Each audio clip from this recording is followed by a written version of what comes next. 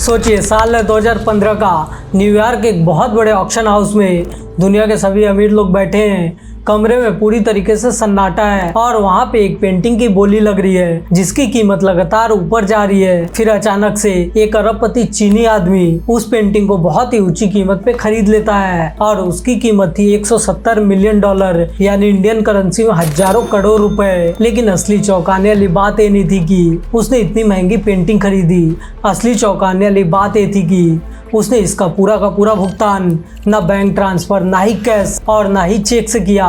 उसने $170 मिलियन का भुगतान बस एक छोटे से क्रेडिट कार्ड से कर दिया। और ये कोई सामान्य क्रेडिट कार्ड नहीं था, ये था अमेरिकन एक्सप्रेस का सेंचुरी कार्ड, जिसे आज के डेट में पूरी दुनिया एमेक्स के ब्लैक कार्ड के नाम से जानती है।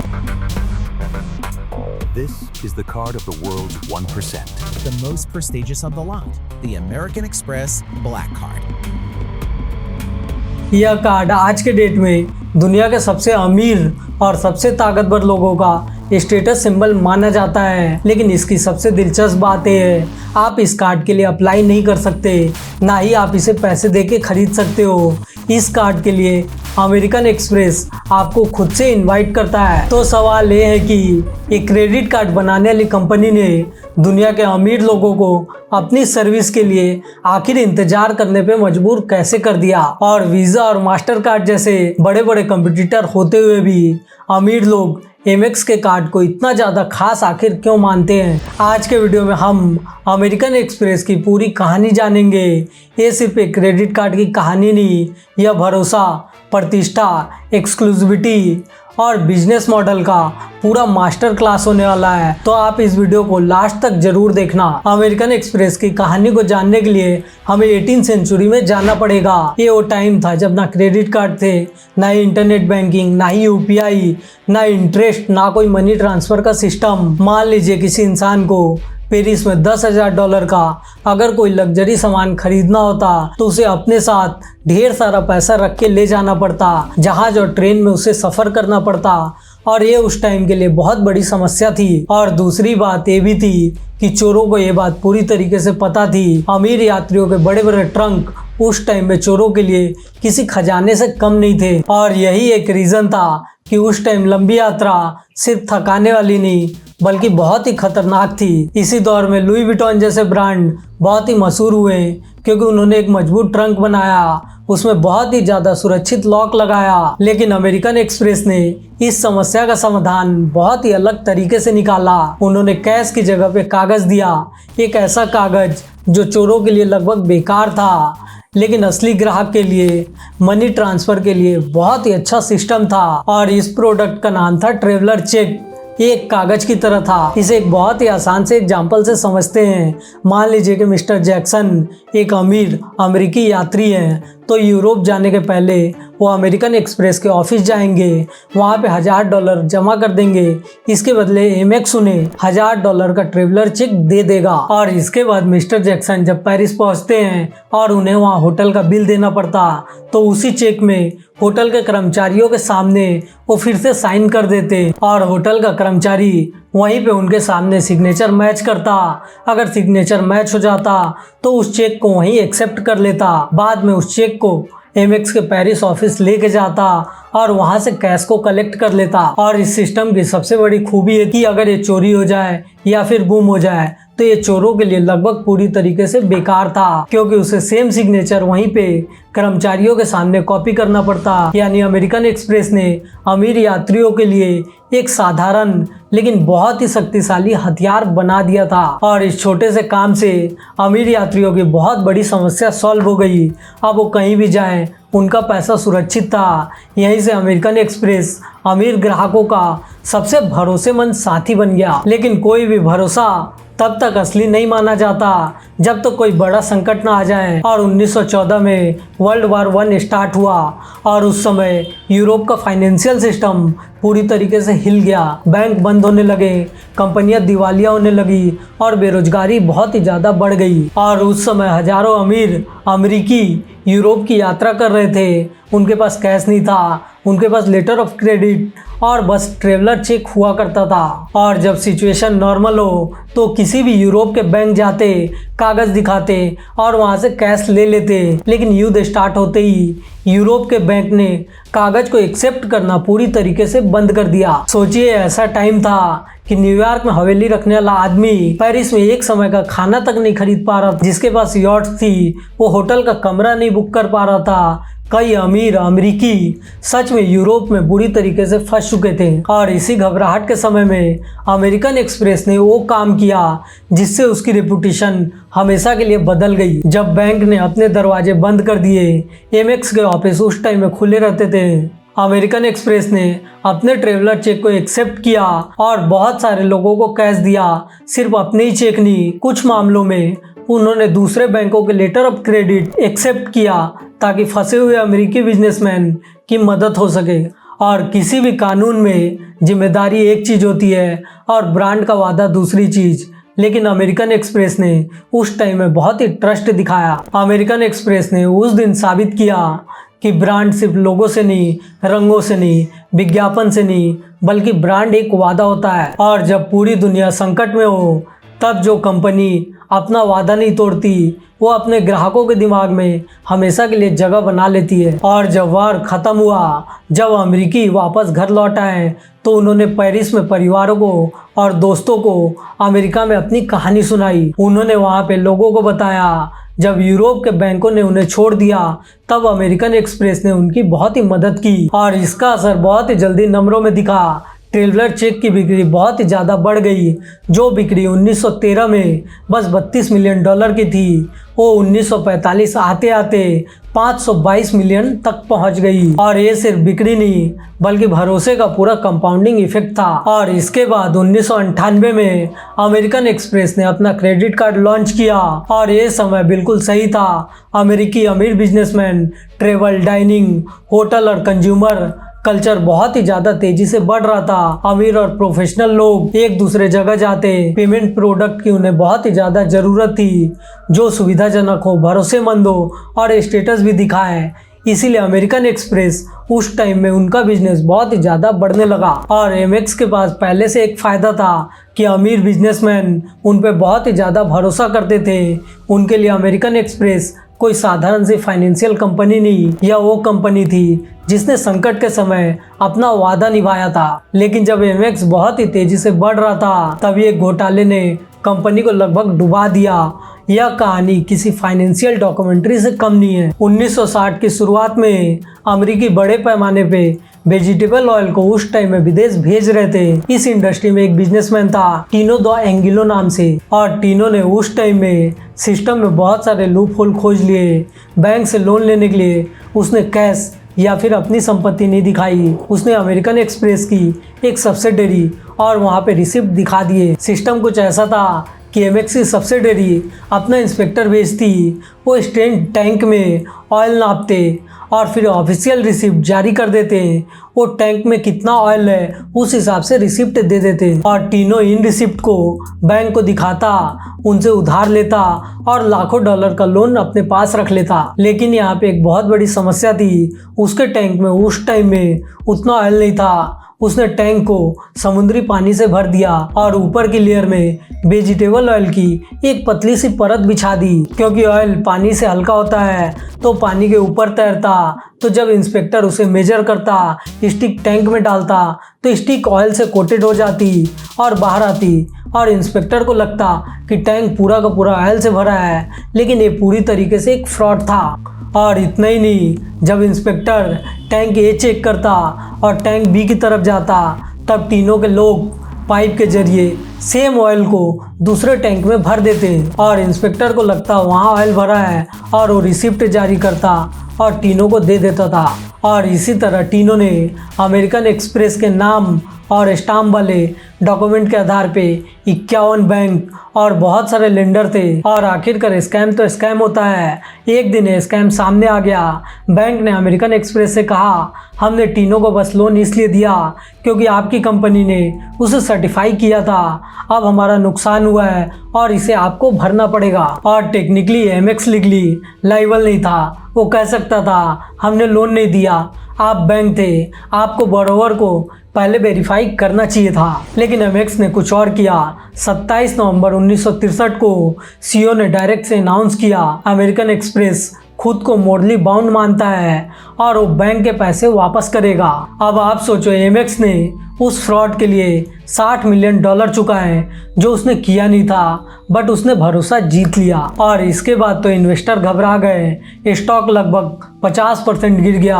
वॉल स्ट्रीट ने एमेक्स को एक डेड कंपनी घोषित कर दी और लोगों ने कहना शुरू कर दिया कि अमेरिकन एक्सप्रेस बैंक करप्सी के बहुत ही किनारे पहुंच चुका है। लेकिन इसी समय वॉरेन बुफेट ने कुछ ऐसा देखा जो बाकी मार्केट और लोग नहीं देख पा रहे थे, और वॉरेन बुफेट ने अमेरिकन एक्सप्रेस में बहुत ही ज्यादा निवेश कर दिया। जब मार्केट डर रहा था, वॉरेन बुफेट ने एमेक्स पे बहुत ही ज्यादा भरोसा दिखा दिया। अब सवाल उठता है, आखिर ऐसा क्यों?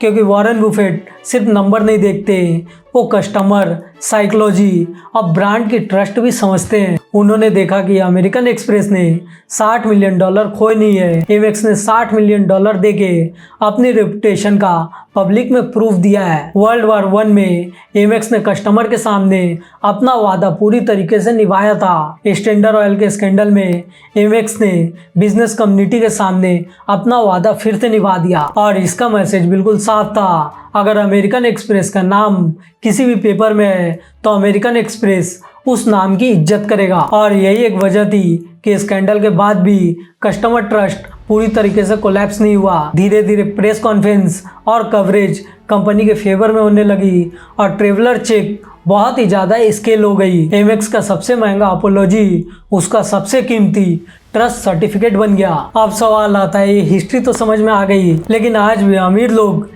एमेक्स के कार्ड के पीछे इतना ज्यादा क्यों भागते हैं? इसका जवाब छुपा है एमेक्स के बिजनेस मॉडल में। वीजा और मास्टर कार्ड को अक्सर हम क्रेडिट कार्ड कंपनी समझते हैं, लेकिन ये मेनली एक पेमेंट नेटवर्क है। आपका वीजा कार्ड असल में आपका बैंक इशू करता है, लोन बैंक देता है, कस्टमर सर्विस सब कुछ बैंक ही हैंडल करता है। वीजा और मास्टर कार्ड बीच में है, ट्रांजैक्शन नेटवर्क है और हर एक ट्रांजैक्शन पे एक छोटा सा फीस चार्ज करते हैं। इस मॉडल को ओपन लूप या फिर 4 पार्टी पेमेंट सिस्टम कहा जाता है। कस्टमर की बैंक, मर्चेंट की बैंक और बीच में वीजा और मास्टर कार्ड का नेटवर्क। और ये मॉडल स्केल के लिए बहुत ही ज़्यादा शानदार है, रिस्क भी कम है और रीच भी बहुत ज़्यादा बड़ी है। लेकिन यहाँ पे बहुत बड़ी लिमिटेशन है, वीज़ा और मास्टर कार्ड का कस्टमर के बीच में डायरेक्ट रिलेशनशिप बहुत ही कम होता है। अब आप एमेक्स को एक बार देखिए, अमेरिकन एक्सप्रेस का मॉडल बहुत ही हिस्ट्रिकली क्लोज और लूप है। एमेक्स कार्ड इशू करता है,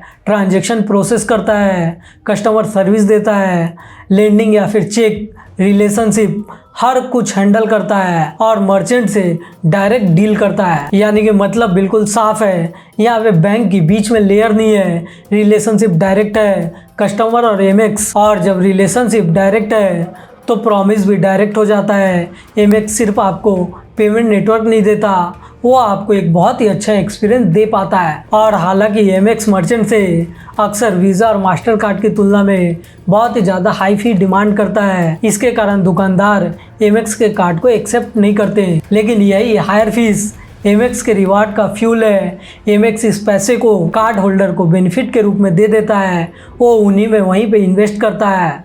reward, travel perk, lounge access, hotel benefit सब कुछ उनके टीम मैनेज करती है। और यहाँ पे बहुत ही premium offer, high touch service और इसका लूप आप समझिए। और हायर फीस से बहुत ही बेटर रिवार्ड फंड किए जाते हैं और बेटर रिवार्ड से बहुत ही ज़्यादा रिच कस्टमर बहुत ही ज़्यादा अट्रैक्ट होते हैं। और कोई भी अमीर कस्टमर मर्चेंट के लिए बहुत ही वैल्यूएबल होता है। मर्चेंट सोचते हैं अगर वो एमेक्स कार्ड को एक्सेप्ट नहीं करेंगे तो हाई स्पेंडिंग वाले कस्टमर को लूज कर देंगे। इसीलिए मर्चेंट हायर फीस होने के बावजूद एमेक्स के कार्ड को एक्सेप्ट कर लेते हैं और कस्टमर, मर्चेंट और रिवार्ड ये लूप बहुत ही ज़्यादा मजबूत हो जाता है। अमेरिकन एक्सप्रेस ने पेमेंट प्रोडक्ट को सिर्फ कन्वीनियंस नहीं बनाया, उसने पेमेंट प्रोडक्ट को स्टेटस, सर्विस और एक्सेस का सिंबल बना दिया है। आप सोचो 1966 में एमेक्स का गोल्ड कार्ड सबसे पहले मार्केट में आया और उसके बाद ग्रीन कार्ड लॉन्च हुआ और 1984 में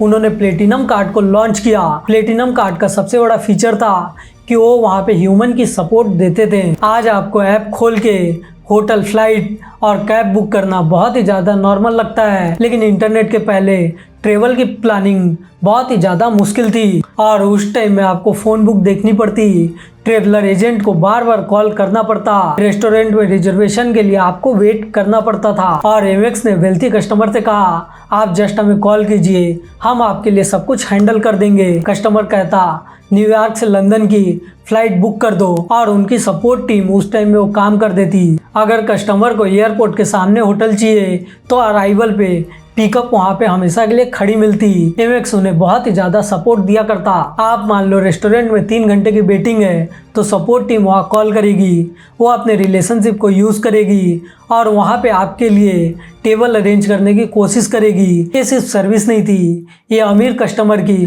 सबसे कीमती चीज़ बचा रही थी, जो कि होता है टाइम। रिच लोग बस कन्वीनियंस के लिए पे नहीं करते, वो फ्रैक्शन को हटाने के लिए पैसे दे दिया करते हैं। और 1999 में अमेरिकन एक्सप्रेस ने अपना सबसे आइकॉनिक प्रोडक्ट लॉन्च किया, जो कि था सेंचुरी कार्ड यानी कि ब्लैक कार्ड। और इस कार्ड को जानबूझ के मास प्रोडक्ट उस टाइम में नहीं बनाया गया। इसके चारों तरफ बहुत ही ज़्यादा मिस्ट्री बनाई गई, इनवाइट ओनली एक्सेस, बहुत ही ज़्यादा higher fees, elite spending profile और लेजेंडरी सपोर्ट स्टोरीज। कहा जाता है कि एक मेंबर ने अपने बच्चों के स्कूल प्रोजेक्ट के लिए डेड सी की रेत मंगाई और एमेक्स ने असली रेत को उनके घर भिजवा दिया। और इन कहानियों के डिटेल आज के डेट में वेरीफाई करना बहुत ही मुश्किल है, इसलिए इन कहानियों को एक लेजेंडरी स्टोरीज की तरह आपको देखना चाहिए। लेकिन मार्केटिंग और साइकोलॉजी बिल्कुल साफ है। एमेक्स एक फीलिंग क्रिएट करता है, अगर रिक्वेस्ट पूरी तरीके से लीगल है और पॉसिबल है तो एमेक्स इसे पूरी करने की कोशिश करता है और अल्ट्रा रिच लोग इस चीज़ पे पैसे पे करते हैं। उनके कस्टमर का दिमाग बिल्कुल क्लियर है, अगर उनके पास पहले से पैसा है तो उनके लिए अगली लग्जरी होगी एक्सेस। इम्पॉसिबल से इम्पॉसिबल चीज़ों का एक्सेस, रेयर एक्सपीरियंस करना, ऐसे लोगों तक एक्सेस जो आपकी प्रॉब्लम बिना लंबे एक्सप्लेनेशन के सॉल्व कर सके। और ब्लैक कार्ड इसी एक्सेस का बहुत ही ज़्यादा सिंबल माना जाता है, इसीलिए ज़्यादातर अमीर लोग ब्लैक कार्ड के लिए बहुत ही जोखिम उठाते हैं।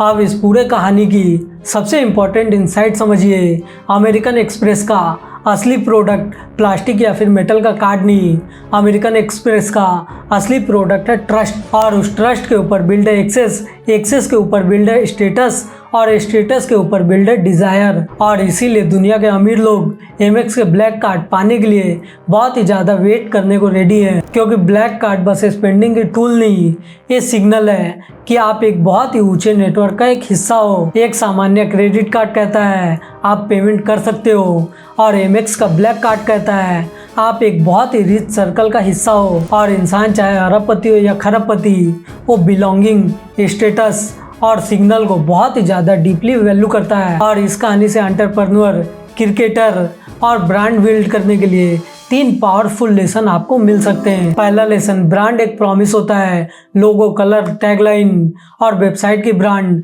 आउटर एलिमेंट है। रियल ब्रांड है वो प्रॉमिस जो कस्टमर आपके नाम से एक्सपेक्ट करता है। अमेरिकन एक्सप्रेस का प्रॉमिस था आपका पैसा, आपकी ट्रैवल और आपका एक्सपीरियंस बहुत ही ज़्यादा सुरक्षित रहेगा। जब क्राइसिस आया तब उन्होंने अपनी प्रॉमिस जरूर निभाया। और दूसरा लेसन था, ट्रस्ट इजी दिनों में कभी नहीं बनता, ट्रस्ट तब बनता है जब सिचुएशन बहुत ही ज़्यादा अनकंफर्टेबल हो जाए और जब आप लीगली बच सकते हो लेकिन मॉरली आपको स्टैंड लेनी पड़ती है। वर्ल्ड वार 1 में और ऑयल के स्कैंडल में दोनों टाइम में अमेरिकन एक्सप्रेस ने शॉर्ट टर्म पेन को एक्सेप्ट किया, लेकिन उन्होंने लॉन्ग टर्म बहुत ही ज़्यादा रेपुटेशन बिल्ड कर ली। और तीसरा लेसन है, रेपुटेशन बहुत ही कंपाउंड होती है, पैसे का कंपाउंडिंग बहुत ही पावरफुल है, लेकिन रेपुटेशन का कंपाउंडिंग उससे भी बहुत ही ज़्यादा पावरफुल है। एमेक्स ने जो पैसा ट्रस्ट बिल्ड करने में लगाया उसका रिटर्न उसे बहुत ही डेकेड तक मिलता रहा। आप एक प्रॉमिस निभाओ,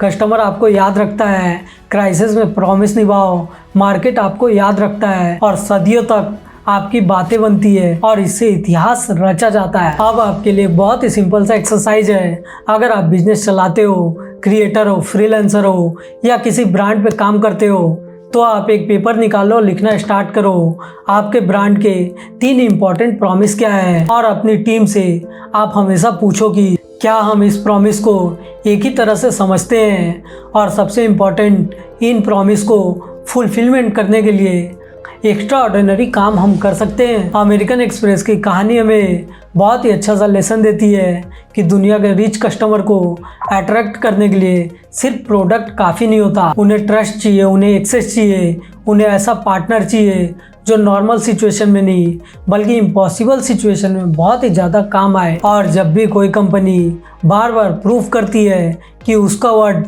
बहुत ही ज़्यादा वैल्यूएबल है, तब लोग उसके प्रोडक्ट के लिए अप्लाई नहीं करते बल्कि उसके इनविटेशन का वेट करते रहते हैं। और यही अमेरिकन एक्सप्रेस की बहुत बड़ी ताकत है। अगर आपको बिजनेस केस स्टडी वैल्यूएबल लगी तो इस वीडियो को लाइक, शेयर और हमारे चैनल को सब्सक्राइब जरूर करना।